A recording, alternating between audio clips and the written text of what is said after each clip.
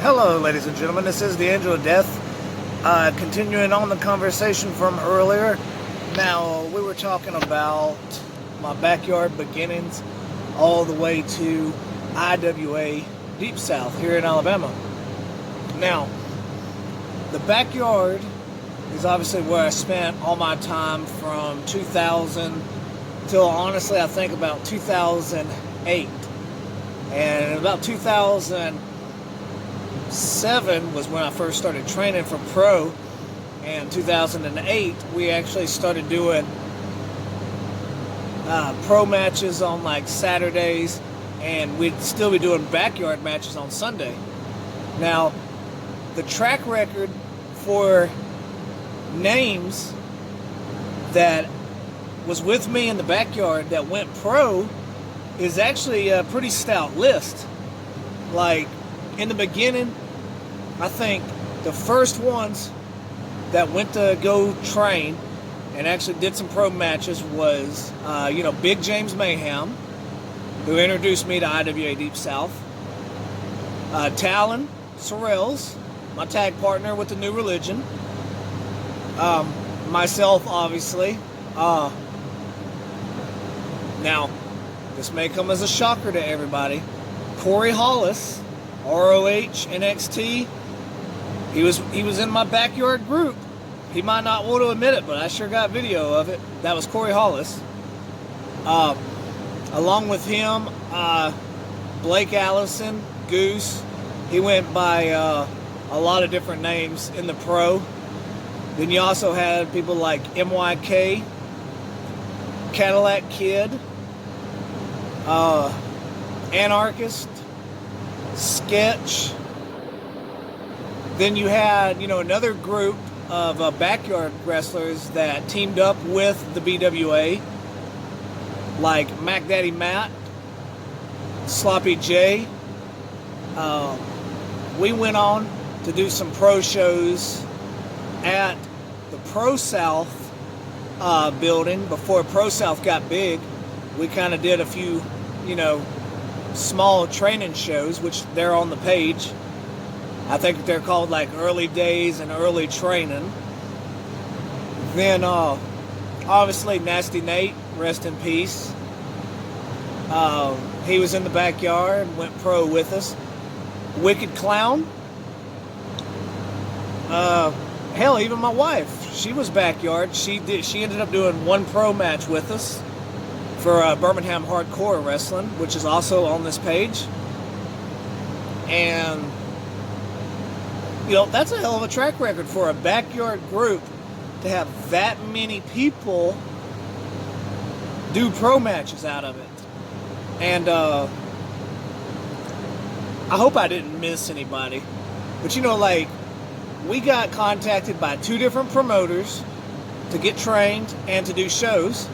And we even went on to a Action Mike Jackson show. I believe it was in Jasper, Alabama, where this was the Bama Wrestling Alliance.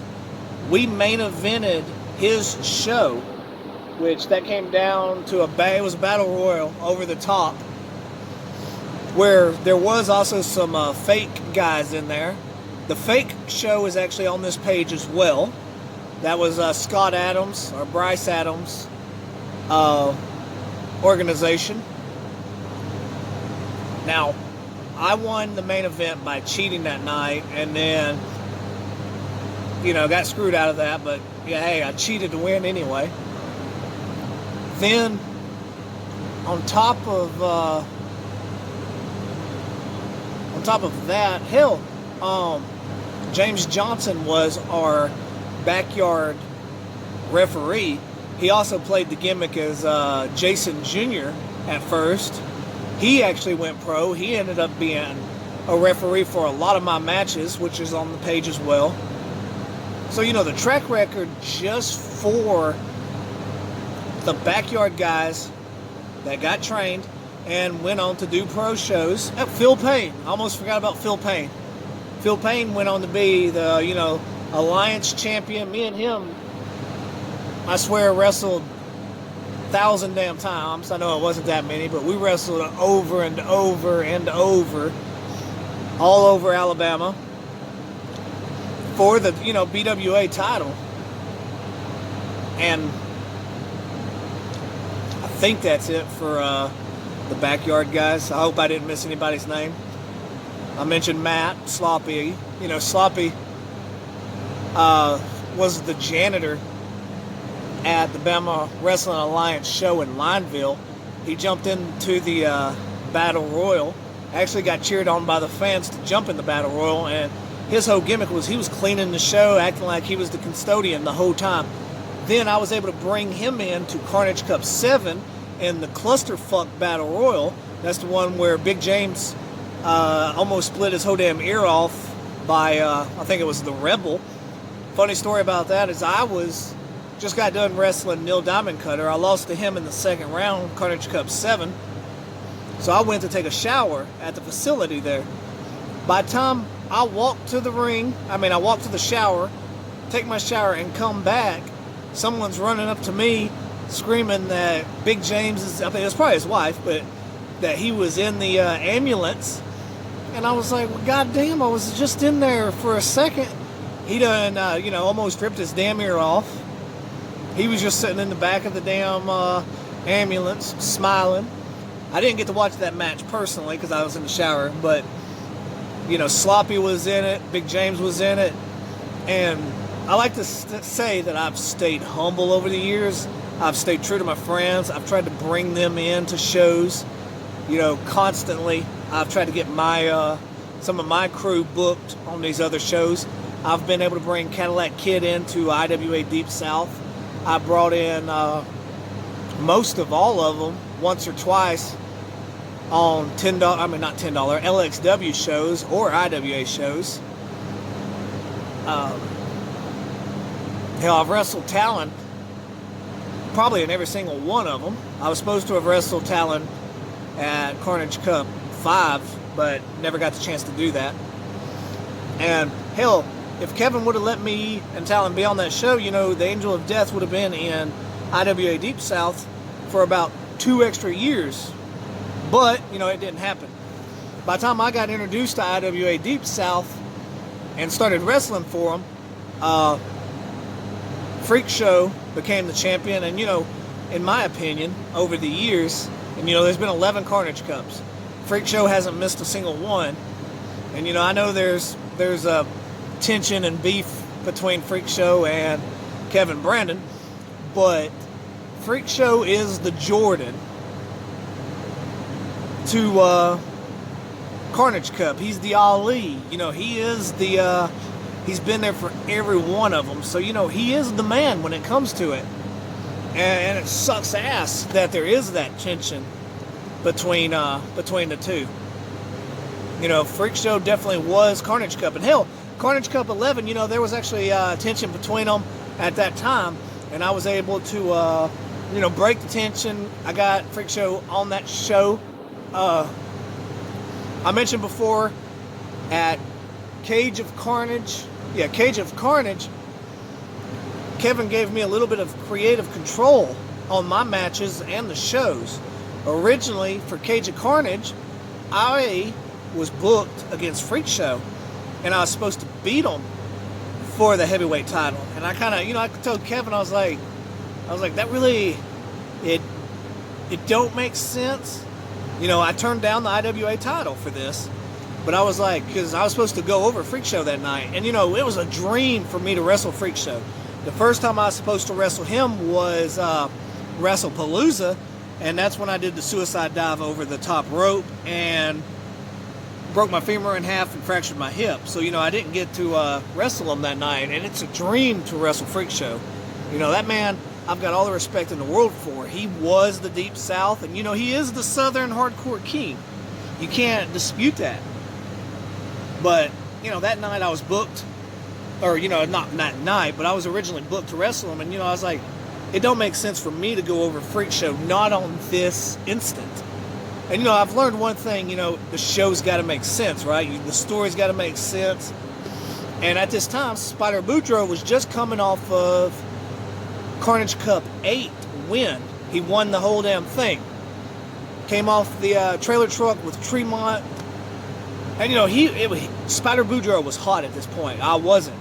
Everybody hated me at this damn point. So, I was like, put Spider over. If the title's got to come off show, let Spider do it. So, you know, it was Spider, Tremont, Freak Show, and Crow in the cage match that night. I ended up wrestling Bryant Woods, J Impact, and the White Russian. And previously, I just picked up a win over Bryant Woods, so, you know, it was my decision who won that match. And I was like, at this point, obviously, Bryant needs to win because, you know, Bryant's a great young talent. He was a huge up-and-comer in IWA Deep South. And it sucks so much ass that IWA Deep South went away. And at one point, I wanted to buy and pay for the rights to own Deep South. But Deep South had so much fucking hate behind the organization that it was a risk to do it, and I ended up not doing it. I ended up going down, you know, as the last IWA Deep South champion, but on my next video, I'll discuss more about my IWA tenure, you know, all the way to the end. But, you know, Deep South set me up with a bunch of heat from Carnage Cup, but it also set me up with all the success and wins that I was able to get and titles throughout the years. And, you know, I thank Kevin for that. Me and Kevin have pretty much always been eye to eye, except for like one little time, in which that was just because he was looking out for my health, and I didn't want him to look out for my health, but, you know, whatever. But definitely IWA Deep South set the standard for the Angel of Death, John Rare. And, you know, I kind of set the standard for bringing out all these guys in the backyard community that I owned. And, you know, we had a huge following from the backyard. We were doing shows every week. And, like, during the summer, we were up to, like, 2 shows every week. So, you know, we were a constant thing to do at that time. And, you know, I love my backyard days. A lot of people don't want to talk about it. Like I did mention, eventually, probably after my Angel of Death tournament, I will start my own page with all my backyard stuff. And that's going to be a shitload of footage. But that's going to be for certain people to watch. I definitely don't want that kind of stuff shared online. You know, some of the people don't want their footage shared online. So, you know, I respect that. But this is the Angel of Death. Thanks for watching. Please subscribe, share, like the videos, comment, and thanks everybody for the support.